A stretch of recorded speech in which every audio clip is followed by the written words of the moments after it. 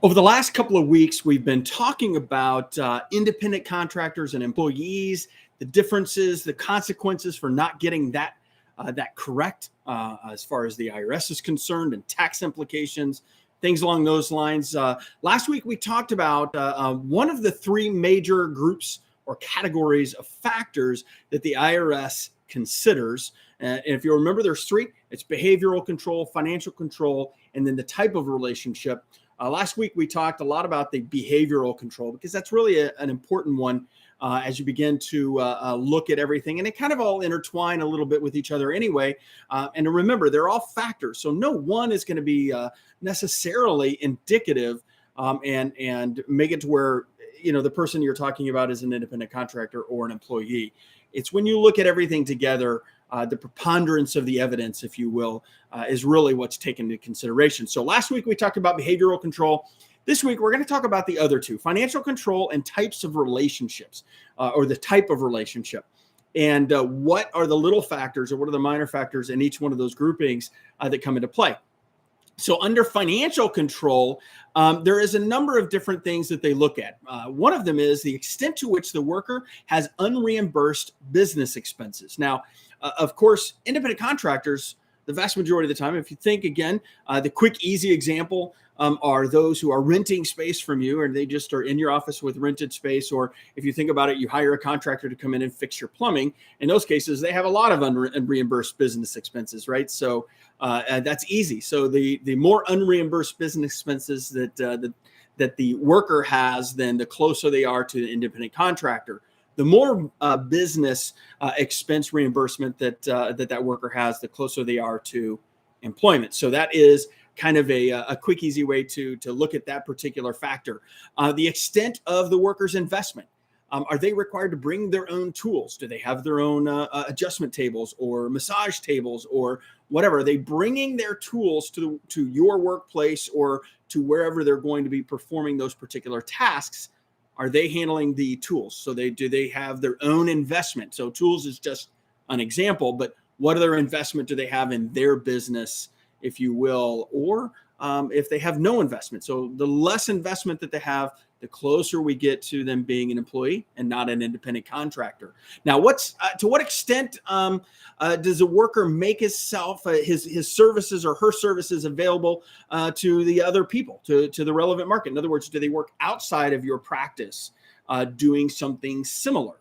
Some of you may hire a billing service that's outside, and they perform that billing service for a number of different practices, not just for you. Of course, that's an easier one because they have their own business expenses. And basically, when you look at all the factors, very clearly, they're going to lean to independent contractor. But if you have someone in your practice that ultimately is only working for your practice and then doesn't really have any of their own business expenses and they're utilizing all of your tools, that's three factors that the IRS would look at under the financial category, and that would all lean in towards them being an employee and not an independent contractor. Remember, you want to watch that first video from several weeks ago where we talked about what the consequences of getting this wrong. So there are three of the financial control factors.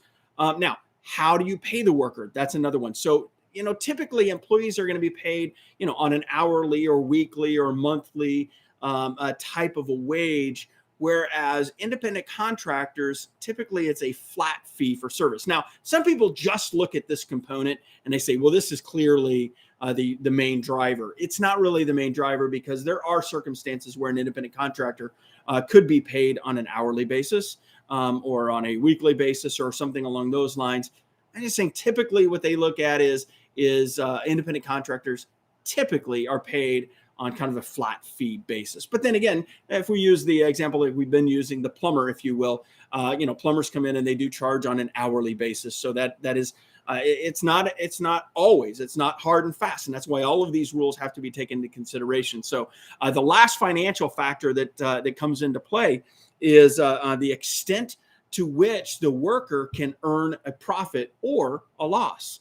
And so a lot of that has to do with some of the previous factors we talked about in the financial. Do they have their own unreimbursed business expenses? Do they have their own investment in play? Is it possible for them to lose money as opposed to just make money? How does all of that come in? And that's a factor that has to be considered when you're looking at an independent contractor versus an employee as far as the financial aspects. Now, the last grouping, the last category is the type of relationship. And this one, this one's a little bit different. It looks at things differently. So, when we look at that first primary, that was a behavioral control. How much control do you have over the worker? We just talked about all the financial factors that are involved. And then we talk about the type of relationship. Now, what does that mean? Well, first of all, written contracts are a quick, easy one, right? So if you have a written contract, then that's not a definitive, again, because, many employees have contracts with their employer.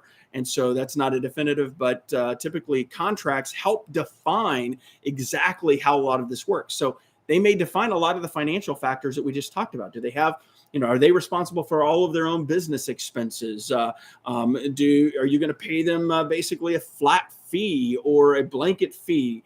Do they have the opportunity potentially to make more profit or less, or lose money even because of the levels of investment and expense that they have involved? All of those factors come into play, but you put those in the contract and you put the intent in the contract, and that will help. That is one of the factors. Again, it's not the only factor. It's really important. Just because your contract says that they're an independent contractor, they don't meet a lot of the other factors. The IRS very well could determine that they're an employee and not an independent contractor. So, but a contract is really important. A written contract, that is very important, where you lay out all of those provisions. So, now, what about the permanency of the relationship? If it's an open-ended contract, for example, it doesn't have a start and it doesn't have a finish, and there isn't a job completion opportunity, then that can also begin to lean to where they're an independent contractor and not necessarily an employee. So that's going to be another factor under this whole type of relationship that the IRS considers. And then the last of the type of relationship factors that the IRS considers, the services performed by the workers, are they a key aspect of your business? And that's really important. In other words, does your business work with or without that independent contractor? Are the primary services that you offer in your practice, are they being performed by that worker?